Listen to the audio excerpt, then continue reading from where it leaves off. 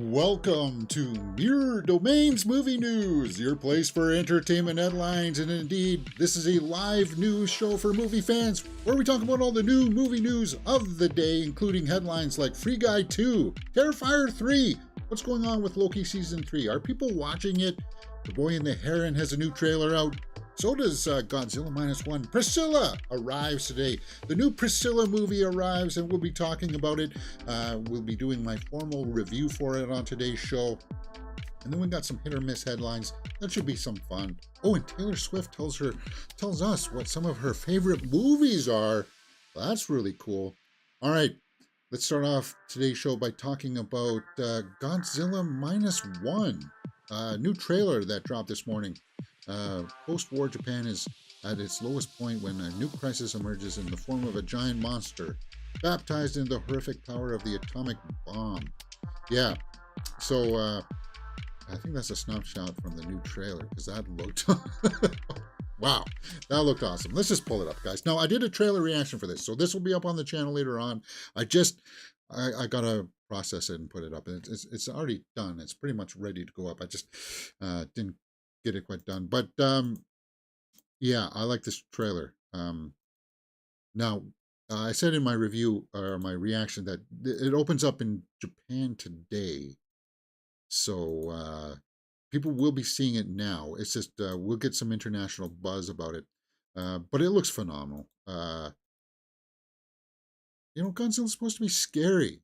Like this big giant monster throwing buildings around, throwing trains around. Yeah, you're gonna be shocked like this lady. Like I saw that in the trailer and I was like, wow, yeah, no, she's yeah, that's the way you're supposed to look when things are getting ravaged. As far as the human part of the story, fine. Try to keep it minimal, but whatever. We'll see how it works. But when you see the big guy himself, that's when it really works for me. Like all of this looks absolutely phenomenal. Like wow, we could do that today.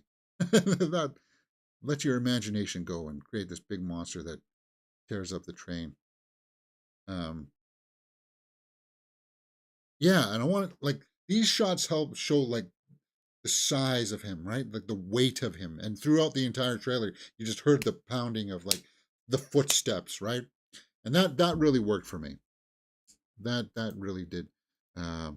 Visual effects wise, everything looks like it's on point, man. Godzilla Minus One is up there for like one of my most anticipated movies of the year. Left remaining. Next to Poor Things, Ferrari, and it used to be Bike Riders. Bike Riders got pushed around, right? So I don't know what's going to happen with that one. But Godzilla Minus One is still going to be on my radar for December. And I hope it does well, man. People will be smart enough to realize that it's not connected to the same Godzilla versus Kong series that's out there. And yeah, the shot there of like the spines popping out a little bit more from his back as he's getting ready to do his atomic breath. Really interesting touch. It didn't make the same kind of noise as the North American Godzilla, the firing up of the atomic breath. But Godzilla Minus One, guys, the trailer I thought looked phenomenal. Didn't show us another kaiju though. I thought there would be another kaiju. Maybe it's just all about Godzilla taking on the town. Who knows? Comments. Even just in the trailer, I think it's the first time I feel so much emotion and empathy for 100 of faces dying one after another, looking at Godzilla raging on. Yeah, like you want to feel that menace. I think because of the time setting, notably, the directing of the movie will make it one of the most emotional Godzilla movies ever made. This looks absolutely fantastic. You can just feel the power and anger of Godzilla and the disheartening fear and helplessness in the humans. Wow. Yeah. Just came back from the theater to watch it in Japan. It was absolutely amazing. So we got some testimonials right up off the bat. Because as I said, it's opening up today, right, guys? The graphics were stunning. The action satisfying. The plot very intriguing. The story is also centered around the main character and his journey, which gave it another taste from other Godzilla films like Shin Godzilla. Okay, I never saw Shin Godzilla, but early testimonials are saying that well, it delivers on the big Godzilla fair. which is what I want to see. What do you guys think? Did you see the trailer? Let me know your thoughts about it in the comments below. Definitely one of my more hyped movies. I'll be checking that out for sure. Look at that. That just puts a big smile on my face. For sure. December 1st. Going to be watching that one for sure. All right. Let's move on. It is, we're a little bit behind today, but that's fine. Normally we're on 10:30. There are my other social media handles that you guys can follow me on. Hey, sometimes, you know, those little shorts that we do here, you can find extended versions of those on TikTok and Instagram, because we don't have that 60-second window. I can go up to 90 seconds, which I wish YouTube Shorts were allowed up to 90 seconds. I don't, like, sometimes that few extra 7 seconds that I add on just adds a little bit more tone and allows you to flush it out a little bit. Yeah, and I appreciate that. All right, so guys, Priscilla is here, and we are going to be talking about it. And I want to make sure that I got all my materials set up for this. So, because this will be chopped out and put up on the channel later on, I just want to make sure that I got all my materials ready to rock and roll. From A24. Yep, that looks solid. That looks kosher. All right, let's do it.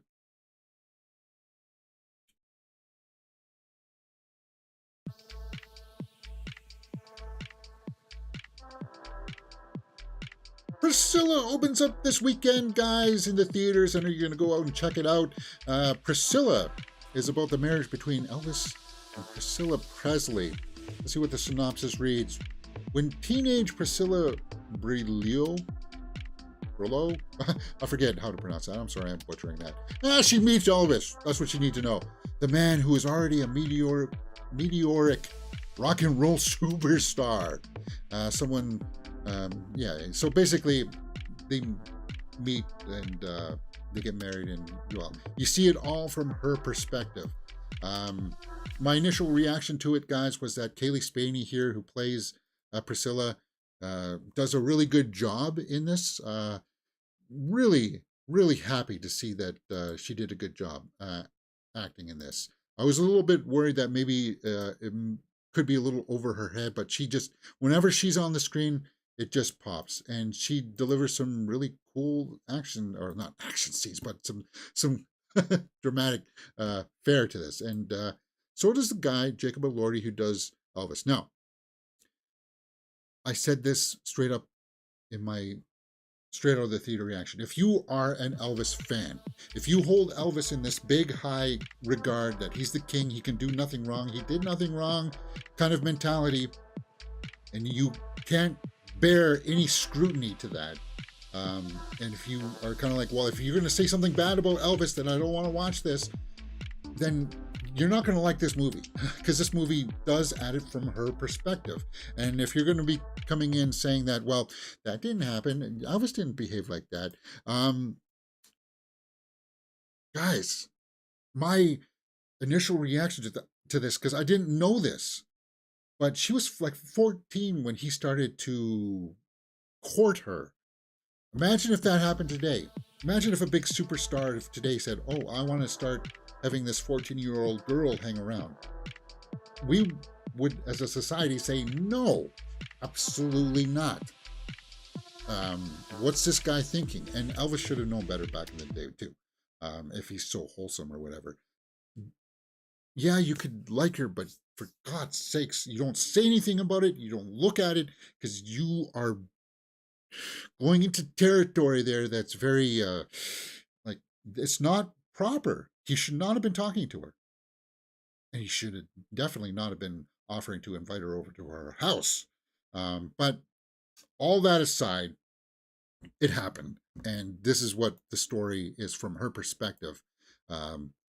Of the events unfolding. So what else are you going to get in this? You're not going to get big sequences of him singing and performing on stage and her watching.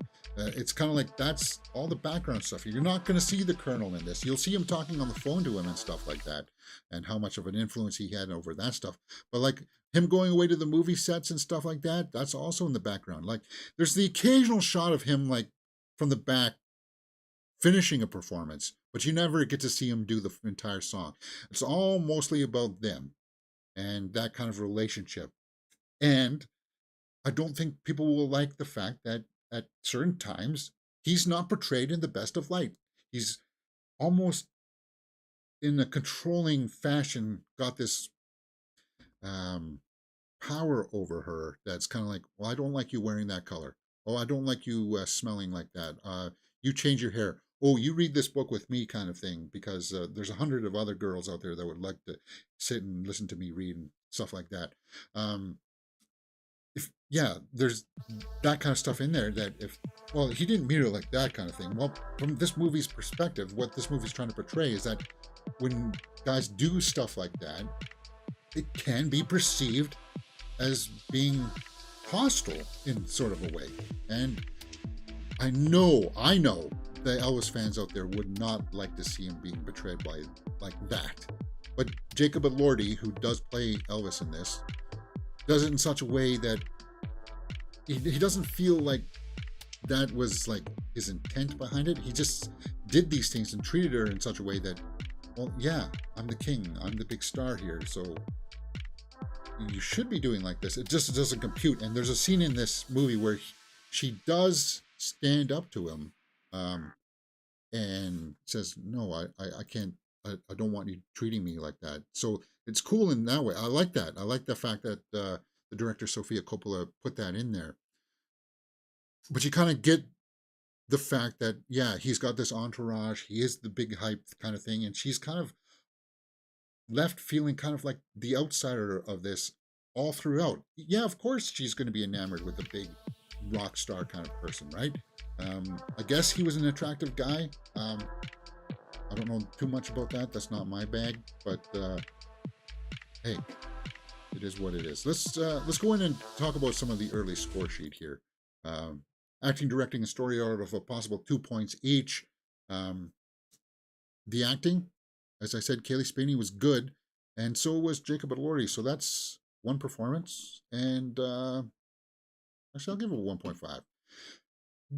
But was there a big scene in there where you would say, let's nominate them for awards? As I said, they're good. They were good, but it's kind of like, there's not a scene in there that makes you go, wow. So for that, I can't give it a full 2 points. Now, the directing. A lot of this movie technically was well done. The cinematography was well done. But a lot of the production design was extremely also well done. There could be some pacing issues in here for some people. So I'll give 1.5 for directing, because the makeup and the hair design, the costumes were all great. It was all phenomenally done. The story had an intriguing premise. So intriguing premises gets 0.5 right off the bat. The story, I feel like if you liked that Elvis movie last year, this would be an interesting movie to watch as like a double feature between that Elvis movie with Austin Butler and this, because some events overlap, and to see it from the different perspective is kind of interesting, right? Yeah, we see the same event of her going to the hotel rooms and stuff.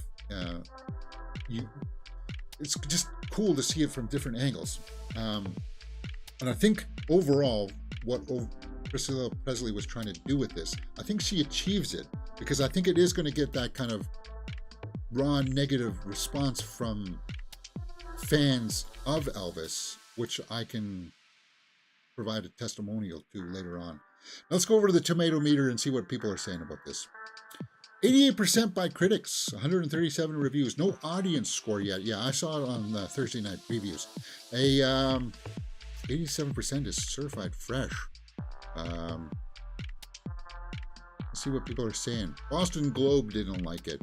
I confess to being a sinner, but nothing I've done as of late warranted the punishment of having to sit through 2 movies about Elvis Presley within a year. Well, then, why are you a critic, Boston Globe? Why are you? It sounds like you don't even like movies. So get out of here. This Odie Henderson, you're fired. Hire me, Boston Globe. I'll write your piece for you. Wall Street Journal. Kyle Smith. Muted. Restrained and delicate are not words that ordinarily come up in a discussion of Elvis Presley, which is why Sofia Coppola's approach to the king is so unexpected and refreshing in Priscilla. Yeah, as I said, you're not going to see the big dance numbers or anything. You're not going to see him on sets. He goes away for a while to work on the movies and stuff, but then he'll phone up and say, oh yeah, I like you. And you'll notice certain things in those phone conversations where she's like, yeah, I love you, but he never says it back, kind of thing to her. It's just like those kinds of things will rub people the wrong way. I understand that, but I liked what they were trying to shoot at here.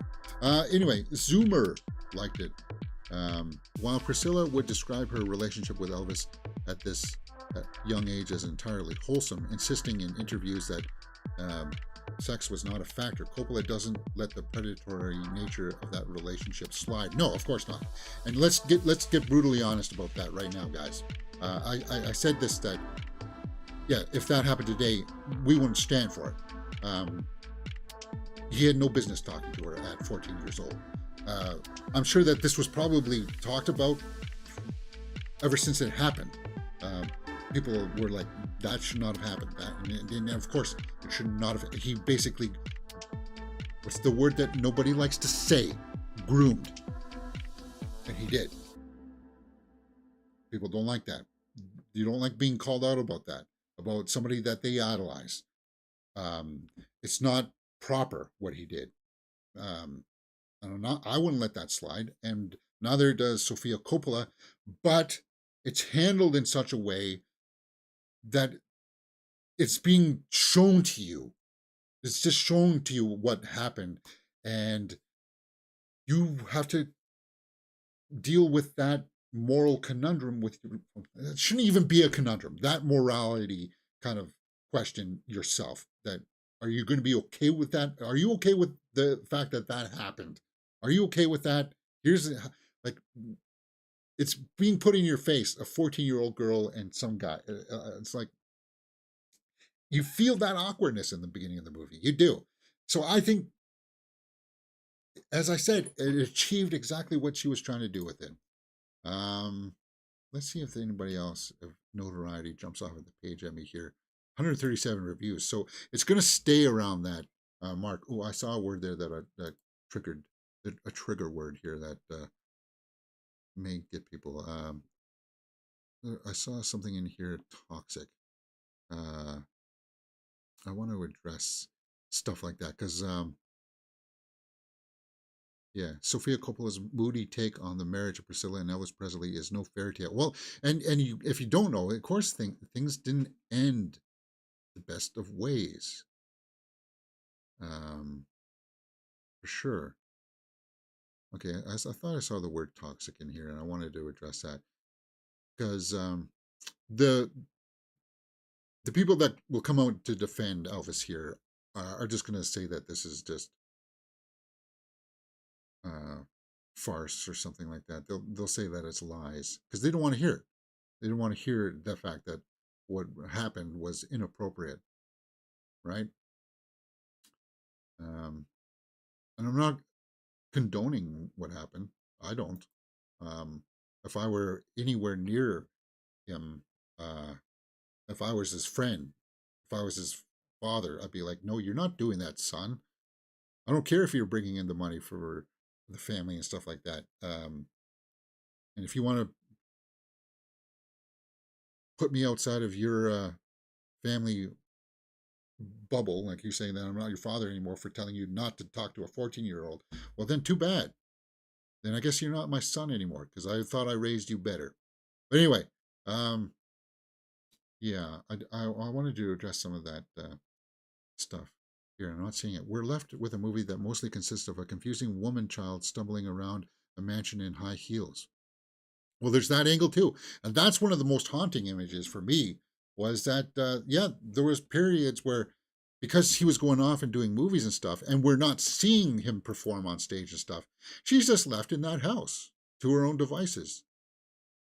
And it's kind of like there's a sadness there. But I think Kaylee Spaney, as I said, does a good job with it. And I think based on that, it's worth seeing. Okay, so let's finish up my score sheet for this and see where I rank. I don't know if I'm going to be as high as an 8.7. Cinematography was serviceable, was interesting. Nothing really super, in there. Watchability factor. Cinematography and score out of a possible 1 point each. Actually, they did do some interesting cinematography. I think I will give cinematography a full point, because I think Sophia knew that Jacob Elordi at certain angles does look like Elvis, but at other angles he doesn't. And they worked at trying to get only showing him in those angles and showing him in lights, so that if you kind of squint your eyes, he does sort of look like him. He doesn't look exactly like as well as, say, Lawson Butler does in the light as Elvis, but it was fine for what happened. Score, of course, you don't really hear that much Elvis music in it. There's another score over top, and I like the ending for this, music-wise. The score is very interesting, because wasn't there a story that Elvis wanted to do Dolly Parton's I Will Always Love You song, but he couldn't get the rights or something? And this movie ends with that song, and it's very well placed, extremely well placed. So score, I don't know, I might have to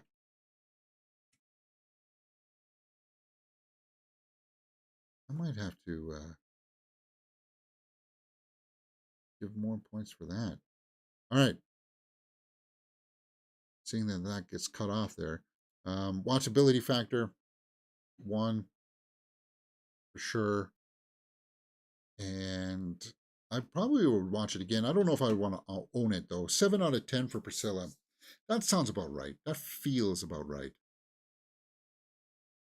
Could I give another point for story, like 7.5 for Priscilla?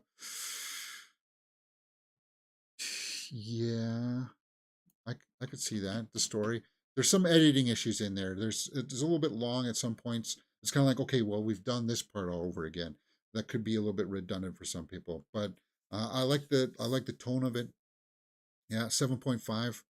Priscilla, I would have to say, is where I would land.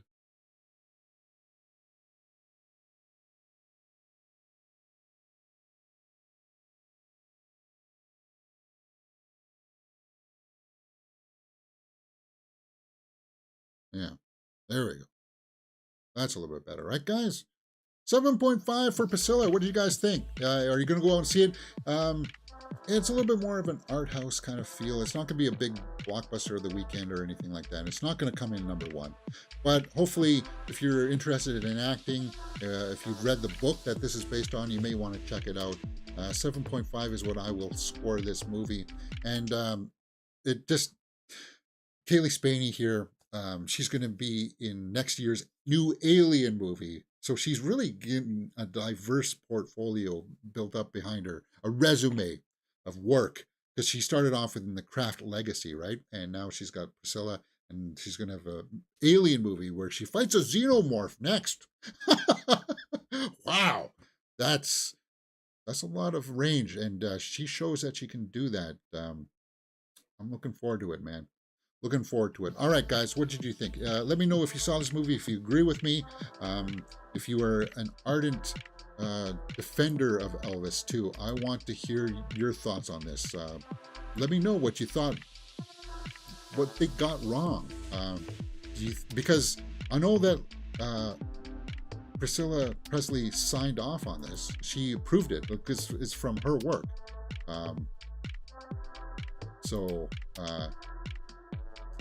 Yeah, people who come in here, and there'll be people out here saying that more like the story is not true, there's zero evidence. Like, this is a comment from somebody that came in. I expect to hear more of this. I want to know exactly why this.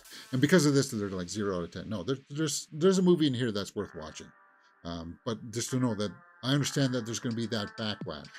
I also know, and I understand, we can address this here too, that Lisa Marie Presley slammed this movie, saying that it was vengeful and contemptuous about how Elvis was depicted. Because as I said, they do address the fact that she was underage, and they do talk about this kind of manipulation that he had over her. But I got the impression that he wasn't doing it in a malicious way. It's just because he was groomed that way to be like that from the Colonel, to be kind of like, well, I'm the king. I call the shots. I do things, right?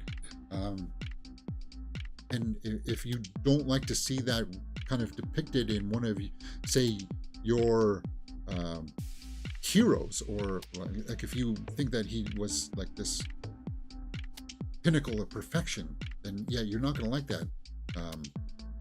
And of course, if that was your father, yeah, you wouldn't want to see him being depicted like that. But as I said, it's not too... Well, there could be a couple scenes in there that may offend you, the way that he acted. Especially when it comes to the drugs and stuff that he was consuming and stuff like that. Yeah, I'll acknowledge that here in my review. I do acknowledge that. So I want to hear from you guys in the comments about that. Let me know what you thought. All right, guys, that's it for me. What did you guys think about this? Hey, if you like this kind of stuff, we do a lot of movie news stuff here on the channel. We talk about a lot of other things as well. On top of that, of course, you'll see my review put up on the channel. We do movie reviews for Five Nights at Freddy's, Killers of the Flower Moon. We watch full episodes of Survivor Season 45 and Hell's Kitchen Season 22 up on the channel. All live, guys, so you can come join us for that. We watched the full series of Fall of House of Usher. Great series, one of the best series of the year. The best series of the year, in my opinion. We watch movies like Pain Hustlers on Netflix. Yes. Of course, then we do movie news throughout the week here on the channel, where we talk about all the trending movie news headlines of the day. That was today's slate of topics. Curious stuff, huh? Yeah. Hey, if you like movies, come join us here on Mirror Domains. Hit that thumbs up button, and I'll see you next time on Mirror Domains. Okay, so that'll be chopped up and put up on the channel later on. During the day, Bifer in the live chat says, hey, how's it going? All right. So yeah, that Priscilla, let's address that guy's comment here. He says, nah, I watched the movie. The casting is so bad. No, I wouldn't say the casting was so bad. And it makes the inaccurate storyline just as cringy. But it's based on the book, on Priscilla's own accounts of the situation. So I don't see how you can say that it was false. And what I get is here's like a little bit of tribalism in this comment, where it's kind of like, you can't say that about my hero here, because if you're going to say something bad, then it's fake. I don't want to hear it, kind of thing. You can't put your head in the sand like that, man. If there's evidence, guys, you know how much I love Taylor Swift, but if something came out where she was like abusing animals on the side or something, which she wouldn't do because she loves animals, but if something bad like that came out about her, then I would say, okay, fine. I'm not going to have a poster of her on my wall. I'll maybe still listen to her music, but no, you gotta have a measured response on some of these things, right? None of this stuff properly ever happened. She paints a picture in the movie that Elvis was a creepy... No. Let me address that right there, that word. Nothing like that happens. But the fact that he would still invite a 14-year-old over to do to his house and stuff is questionable. And the movie addresses that. Yet tells a judge in real life that she demands to be buried next to his father's cabin side by side. Well, it's his father. Her father. even though she divorced him 50 years ago and has had a child with another man. Yeah, I'm not trust. Yeah, see, look, this is somebody who just turns up the nose, and I'm going to respond to that is I'm just going to say, oh. No, I'm not even going to say, oh. I'm not going to even acknowledge that with words. 3 little dots. There you go. I'm not going to remove it, but I'll just respond to it like that. All right.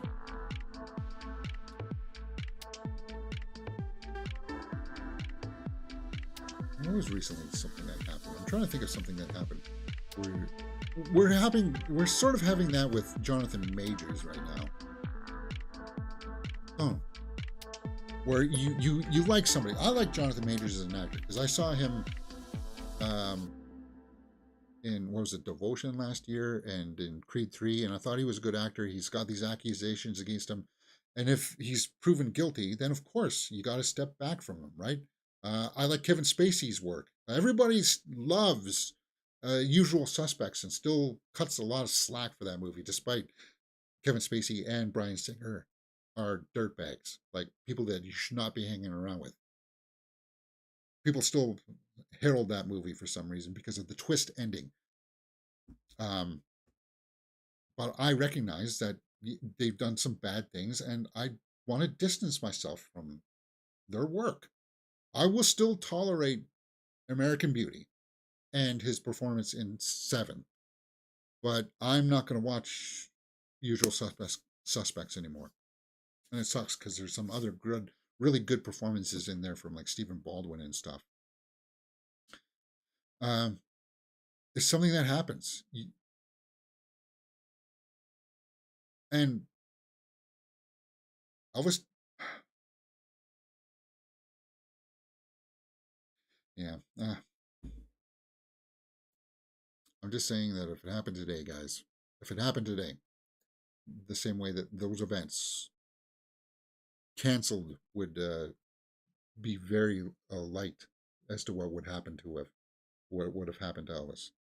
Canceled would be light.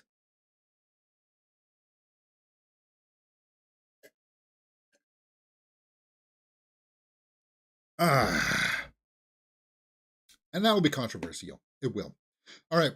Let's talk about what else is opening up this weekend. Not much. Sorry, guys. I'm having trouble with this website. There we go. Opening up this weekend is Priscilla. But what else do we got here? After Death is still playing Dastan-e-Sharindi, Punjabi movie. Five Nights at Freddy's, which I still think is going to come in at number 1. Freelance. Killers of the Flower Moon is still playing. Taylor Swift is still playing. The Creator is still. Wow. Haunting at Venice? Oh, yeah. And the IMAX Oppenheimer is getting re-released, right? In theaters. So we'll be looking at. I don't know. I really liked Oppenheimer. And it's still one of my favorite movies of the year. But if you get a chance to go see Priscilla, if you got a pass or something, I would say it's worth checking out. Now, I'll tell you this. In my theater yesterday, when I saw it, it started 20 minutes late. The heater in that theater didn't work. So I'm sitting in the theater with my winter jacket on, freezing as I'm trying to eat my popcorn. I was like, they gave us free passes after that. They're like, I'm sorry, guys. But I was like, for God's sakes, man. Cineplex has got to get their act together. Five Nights at Freddy's is still playing. It's going to be number 1. Freelance, I think I might go see Freelance this weekend because I've that free pass that I got. I'll go see Freelance this weekend because I do want to see it. I do want to see John Cena. Where is it going to rank? Where is Priscilla going to rank? Well, Five Nights at Freddy's last week opened to 80 million. Yeah. It's going to drop maybe 55%. So let's say around the $35 to $40 million mark for Five Nights at Freddy's. Maybe even a little bit less. Maybe around 30 to 35 million. Do I think Priscilla's going to make that kind of money? No. Taylor Swift in the second spot, around the 15 million. Now, because it's only being released on weekends, I think Taylor Swift is also going to repeat here with another around $15 million weekend. And do I think Priscilla can beat that? No, I don't think it can. So I think the weekend will go Five Nights at Freddy's, Taylor Swift, number two, and then I think Priscilla will be somewhere in the 5 to 10 million. And then it'll be Killers of the Flower Moon number four, and then that After Death movies that seems to be hanging in there about what happens after we die. Do you see angels? Wow, ooh, I don't know, but yeah, Five Nights at Freddy's will repeat. Um, Next week, of course, the Marvels opens up, and that'll take number one. Maybe, maybe it should take number one. Uh, but yeah, that's pretty much what's opening up. I will be going to see Freelance. I do want to see it. An ex Special Forces operative takes a job to provide security for a journalist as she interviews a dictator. But a military coup breaks out in the middle of the interview. They are forced to escape into the jungle, where they must survive. And John Cena is the person that breaks in and has to save her. So, yeah, I want to see that movie.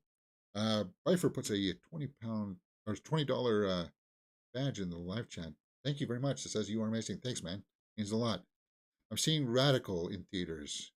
Eugenio Derbez is my favorite. Okay, Radical. I'll have to check that out. Let's see. Let's see if the Cineplex have that. Let me see.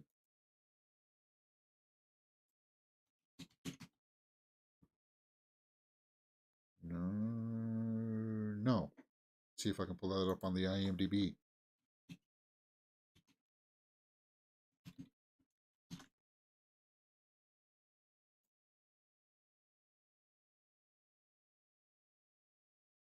A teacher in a Mexican border town full of neglect, corruption, and violence tries a radical new method to unlock their students' curiosity, potential, and maybe even their genius. Christopher Zala. Eugenia Derbez. Okay, yeah, he stars in it. It sounds like an interesting premise. Sounds like it's potential for some strong dramatic flair in there. Yeah. Too bad it's not playing near me. Let me check the art house theater here. Although the art house theater, they're playing Taylor Swift for some reason. uh, what? Okay, so sorry. Oh, and they're playing Anatomy of a Fall. I need to see that. Maybe I need to go see that movie, guys. And so they're playing Priscilla there at the art house. Swan Song. The Holdovers opens up next week there. I need to see that. Apparently, The Holdovers is got an award worthy performance from. Come on, open up.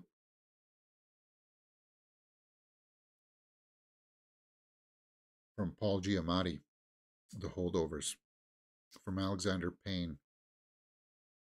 So I'm going to have to go to the art house to check that movie out, The Holdovers. Yeah.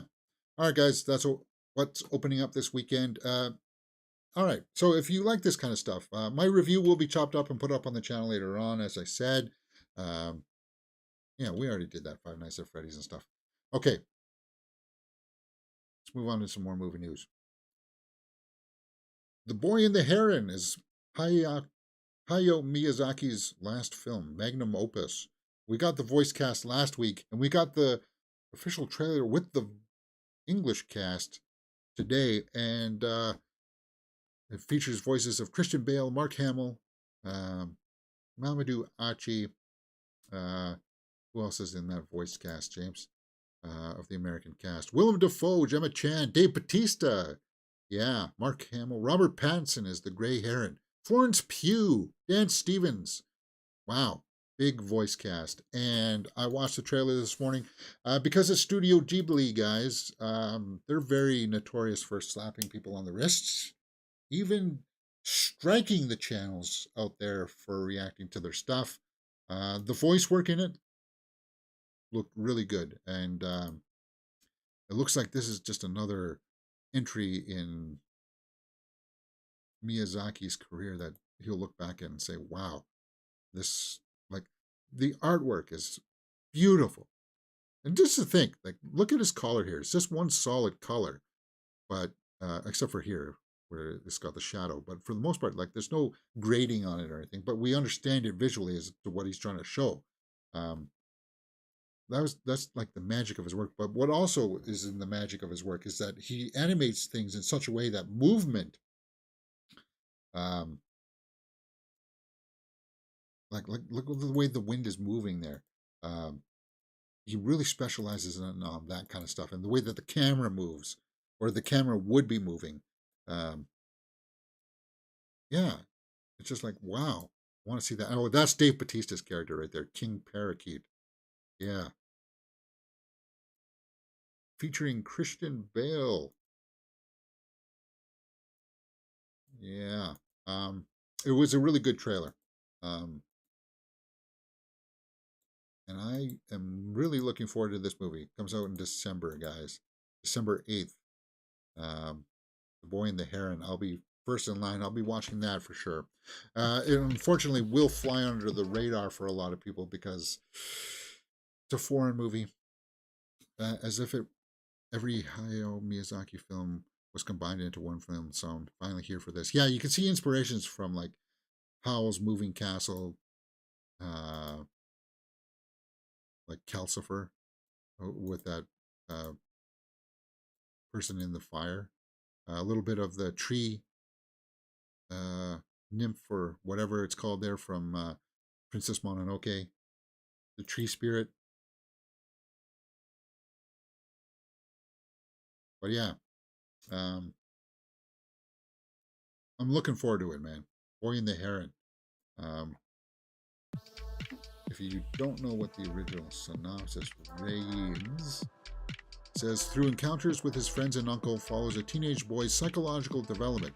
He enters a magical world with a talking gray heron, and after finding an abandoned tower in his new town. So yeah, it's a little bit of like Spirited Away there, where he goes into like a different realm kind of thing, with talking animals. But that's very Miyazaki. That is. He's got this relationship with animals and the planet that really resonates throughout his films, and I hope that this movie delivers in that too, because this will be his final film. Great career. Great career. And I'm looking forward to it. All right. Loki season 2. Is anybody actually watching it? Apparently not.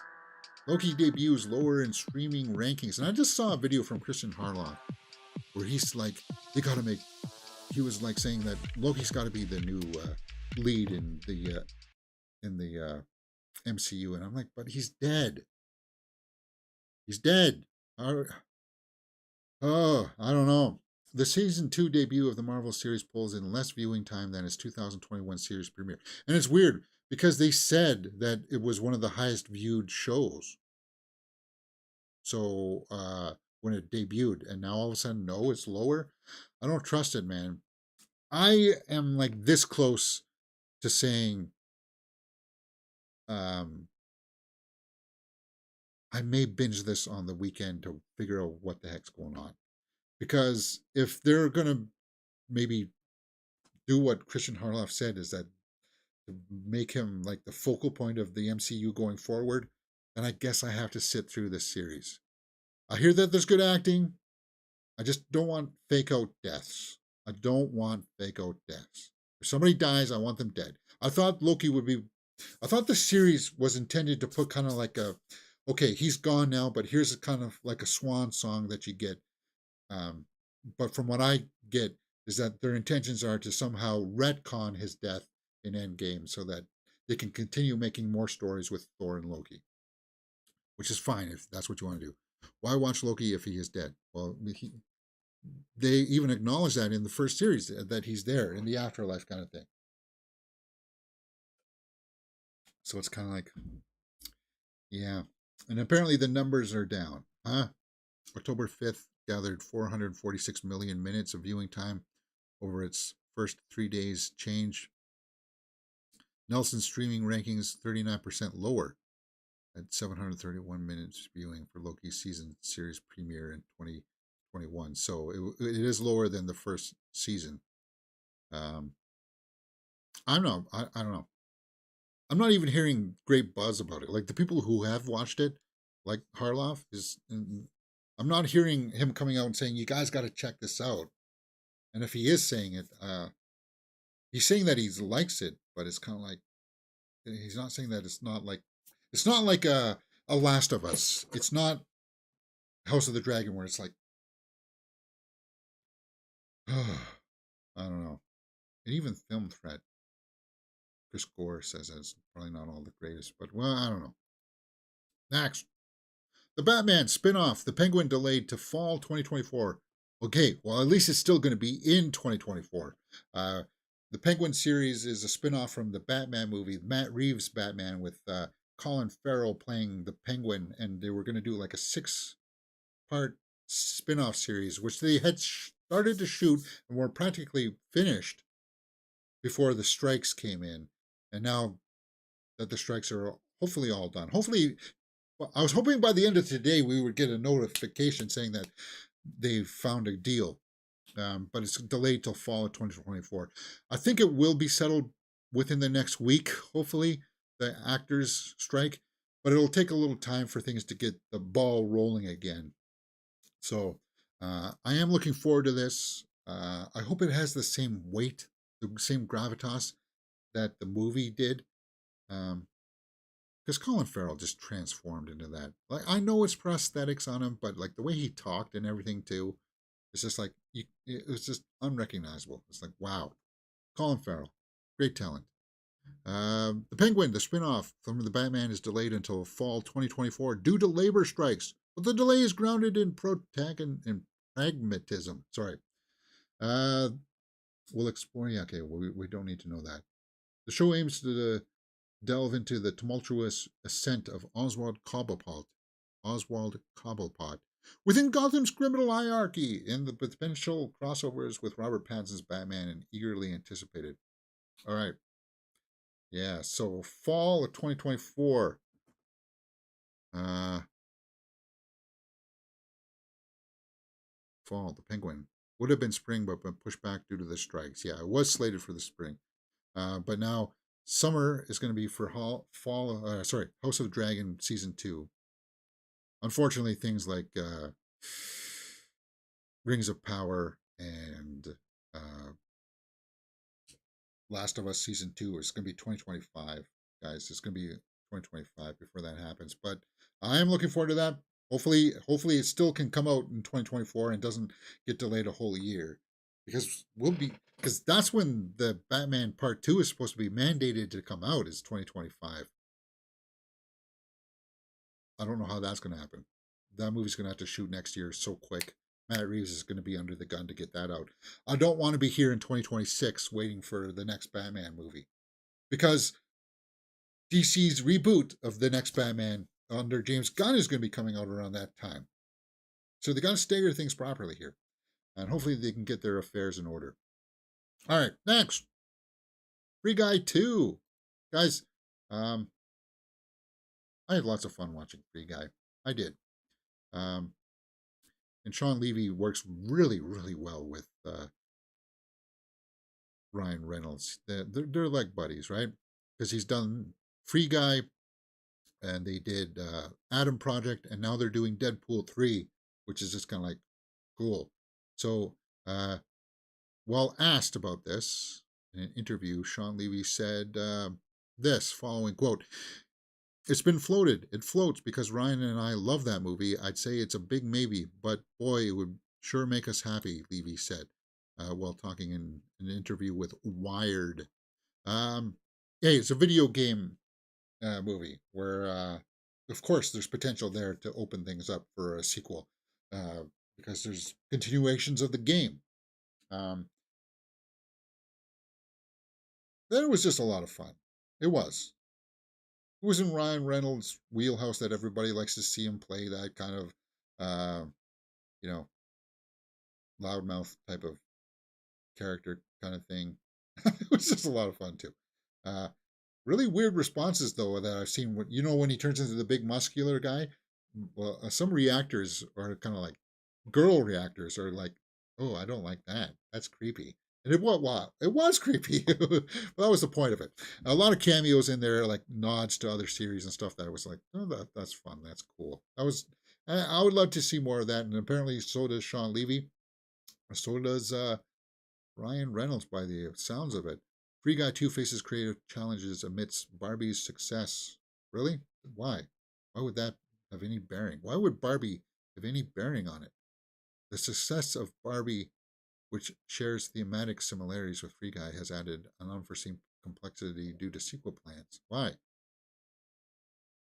No. No, I don't agree with that.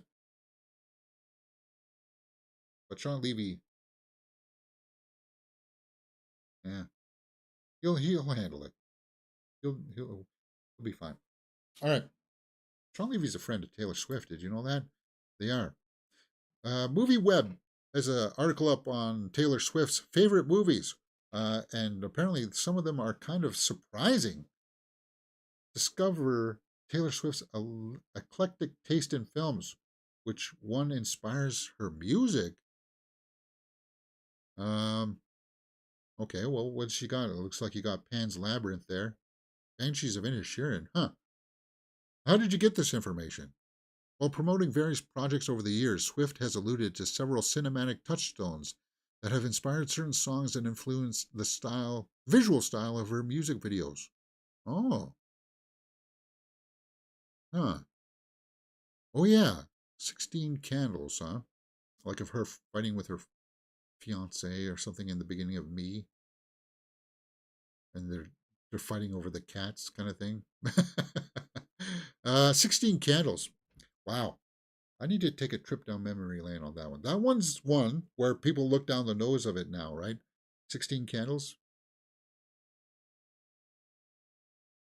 Uh, I need to refresh my memory as to why. The Way We Were, Cindy Pollack, Barbara Streisand, Robert Redford,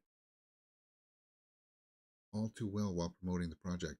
She admitted that she drew inspiration from the romantic drama The Way We Were. So she liked that. For that inspired her short movie. Cool. Love Story. Ali McGraw and Ryan O'Neal. 1970. It's before my time. Way before her time, too. Well, hey, what's going on here? Uh, she drew inspiration from the autumnal appearance in her short film. Okay, so it also inspired her short film. Marriage Story. Well, I saw that one because of Scarlett Johansson. Adam Driver was also really good in that one.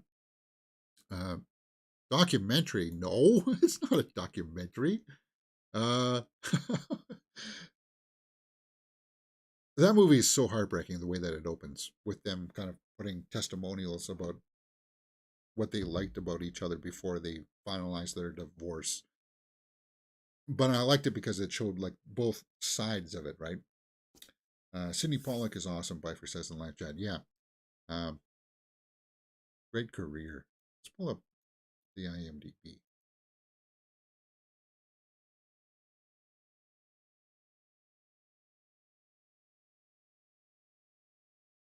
He also acted in some stuff too, right? Yeah. He was an actor as well. Director. Amazing Grace, The Interpreter, The Firm. Yeah, The Firm. I want to watch The Firm with you guys because that I think is one of my favorite Tom Cruise movies. The Firm, because Firm is one of those movies where I just put it on in the background. If it's on in the background, then I just get sucked into watching it. It's kind of like The Godfather in that way. Tootsie, Out of Africa, 3 Days of the Condor,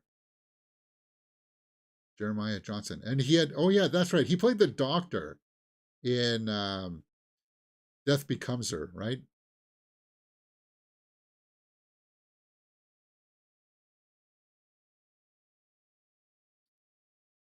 And Eyes Wide Shut. Oh, and he acted with Tom Cruise in Kubrick's last film.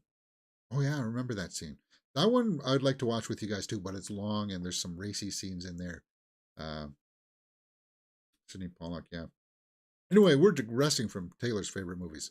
What else does she got in here? Pan's Labyrinth. from Del Toro. She liked that. Uh, let's see what she said here. According to her testimony, Swift acclaimed EW. I did experience combining some of those cinematic experiences, so you end up with an album that is me telling stories from other people's perspectives as folk tales, like her style in folklore. Hmm. Del Toro's cinematic influence is the easiest and most glaring to spot. Uh, huh. Sense and Sensibility, Evermore, inspired her Evermore album. Tone, okay. The Favorite, Yorgos Lanthimos. We're going to see his next movie, Poor Things. Emma Stone, who's worked with him before in The Favorite. I missed that one, right? She's kind of like a favorite to a queen or something. She helps a queen. Olivia Colman, Queen Anne. Yeah, I need to watch that one. She liked the Banshees of Inisherin. Cool. Colin's performance remarkable. Yeah, that goat scene still. Oh man, yeah, because it was juxtaposed. Ah, it was put side by side next between his sister leaving him and then him coming home to find that his donkey is dead. It was just, yeah, great. Oh, wow, I really like that movie, and we watched that movie here on the channel. Um, so what did she say? Swift went on to add that she felt that it is a sad film. Yeah, because they were friends and they just couldn't be friends anymore. But there's a lot of beautiful humanity in it that's very warm. On a lighter note, Swift later joked that there's such a beautiful donkey. There's an incredible donkey in this film. Yeah, there is. And it's sad what happens. Someone Great, 2019, Death by a Thousand Cuts, inspired by that movie, huh? Cool. Huh. Too bad she doesn't have that much horror in here. I know Pan's Labyrinth deals with horrific imagery and stuff like that, but I didn't really find it all that scary. It's been a while. I've only seen Pan's Labyrinth in the theater. Maybe I need to revisit that one. Cool. Just a little bit of insight into Taylor's favorite movies. I don't think Terrifier is on her list, but we know that we're getting a Terrifier 3. Wouldn't that be fun if Terrifier was one of Taylor Swift's favorite movies? The low-budget franchise became an unlikely box office hit, which grossed $11 million on a $250,000 budget. Art the Clown, yeah. So Terrifier 3 is going to take place around Christmas time, but it lands a 2024 release date, October 25th, next Halloween. Terrifier 3, guys. I guess I need to step up and watch Terrifier 2. It's out on Tubi. Maybe on the weekend we can watch that on the Twitch channel. Although if it's got nudity in it, and Twitch doesn't like nudity either. So it's kind of like it's very graphic. It's graphic horror. So it's kind of like you expect nude body parts being sliced and diced. Art the Clown is quite, well, bloody in his kills. So it's kind of like, yeah. So if you're a fan of the series, guys, hopefully it's not 2 hours and 14 minutes like Terrifier 2. Because that was the thing that stopped me from seeing it. If it was short like the first movie, like what the first movie was like only an hour and 15 minutes or something. You need to be more like that for this type of movie.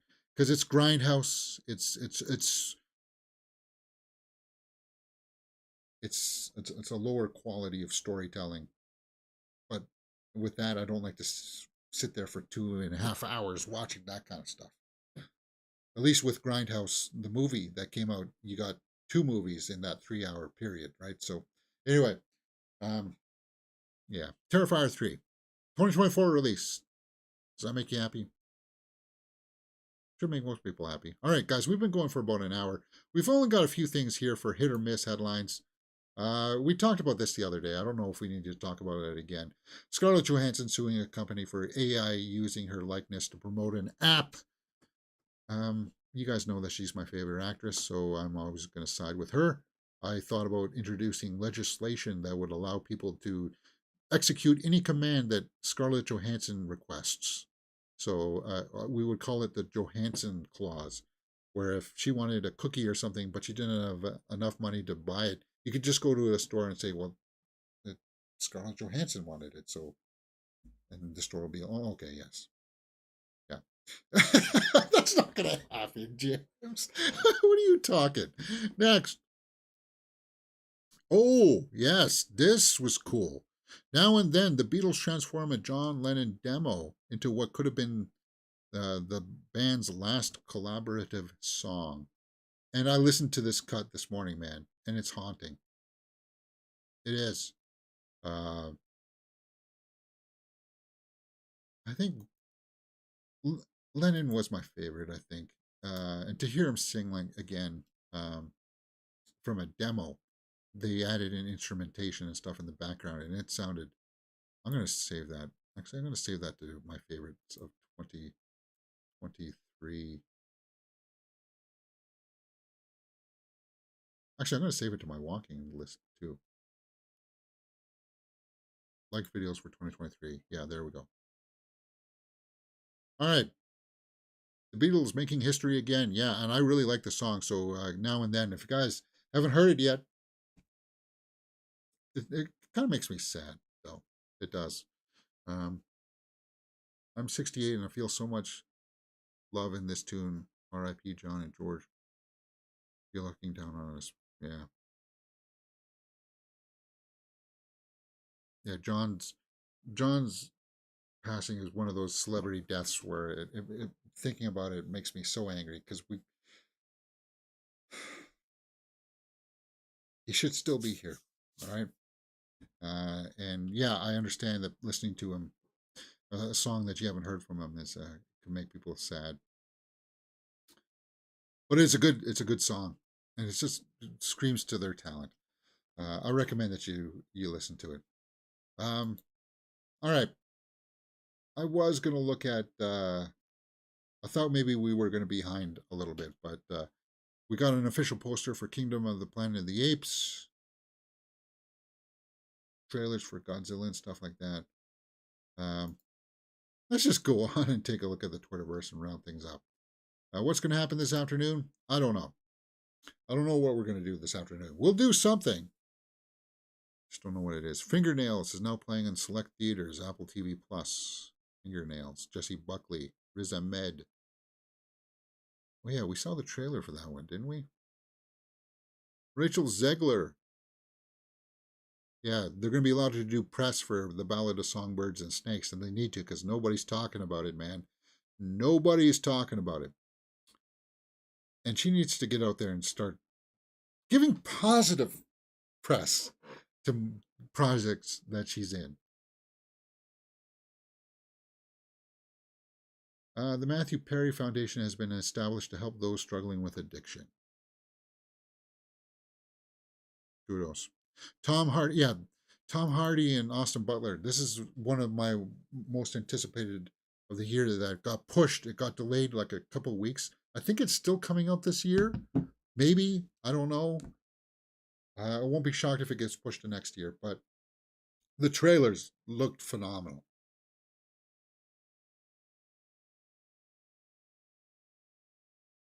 Has Jodie Comer in it. Tom Hardy looks like he's putting in another solid performance, and I want to see Austin Butler. He was great as Elvis, and I'm looking forward. We should be seeing him as Fade um, in Dune Part Two, but this other performance here in this movie, I'm really looking forward to. Bike Riders. There he is with Jodie Comer. Martin Scorsese and Kylie Jenner. All dirt roads taste of salt. What? Hunger Games. It's on the new issue of Entertainment Weekly. She's got songs performed on the album. Okay. New trailer for Godzilla Minus One yet? We talked about that already. That's going to be up on the channel as soon as I'm done here, guys. Josh Hutcherson and Piper at the screening of Five Nights at Freddy's. Denis Villeneuve's Part 2 was originally set to be released in theaters today. Oh, yeah, it was. Remember? Now it's delayed to March 15th, 2024. The Ides of March, when Caesar met his untimely demise. There's Austin Butler. I mean, look at him. Wow. Such a dramatic shift. Zendaya, looking forward to that too. On this day, Carrie was released in theaters. Loki Season 2 is now streaming on Disney+. Yeah, we might just burn through all those episodes on the weekend or something. Maybe that's what we need to do. Or maybe this afternoon we can finish watching Season 1. We'll watch episodes 5 and 6 this afternoon, maybe. And it'll be very schlocky, guys. I don't know. I'll just put it together, like slap it together. They just better not tease me with fake out deaths in Season 2. That's all I'm saying.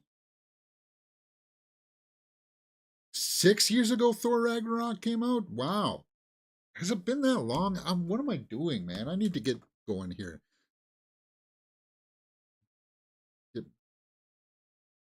Maybe I need to put together a short movie and start building up my resume. Yeah. All right, I'm not seeing a bunch of headlines. Superman and Lois will end with Season 4. I liked the first couple episodes that I saw before they went on a hiatus. Tyler Hoechlin, surprisingly good as Superman. He was. At least in the episodes that I saw. Ballads of Songbirds and Snakes, November 17th. Charlie Melton, May, December. Oh, yeah. Netflix, December 1st. Yeah, I don't know if we're going to be able to watch that one together. New look at the Marvels. What's this? Art glass? What did Loki do? All right.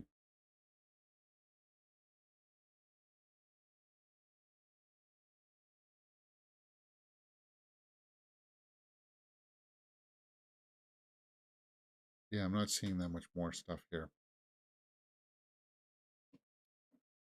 Let's call it there for the day, guys. I don't have that much, and I got to get out for my walk. Oh, is there a new trailer for Monarch: Legacy of Monsters? Yeah, we're gonna be watching this one. Okay, so it's more like a featurette. All right, cool. All right, I'm hungry. I gotta have my breakfast. Yeah, maybe we'll do Loki season 2 after season 1 after this. Watch Loki if you only to ridicule if I was saying Tom Hanks is worth the watch. Loki is an immortal god after all. Well, that too. They need to. Gods can't die, really, right? Odin died, but I don't know how it all works. They're not really gods then? I don't know.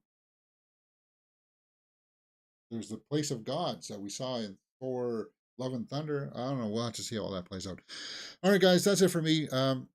Hit that thumbs up button. Enjoy your weekend. Come join us on Monday to see how well Priscilla fared at the box office. Five Nights at Freddy's will be #1 from what I understand.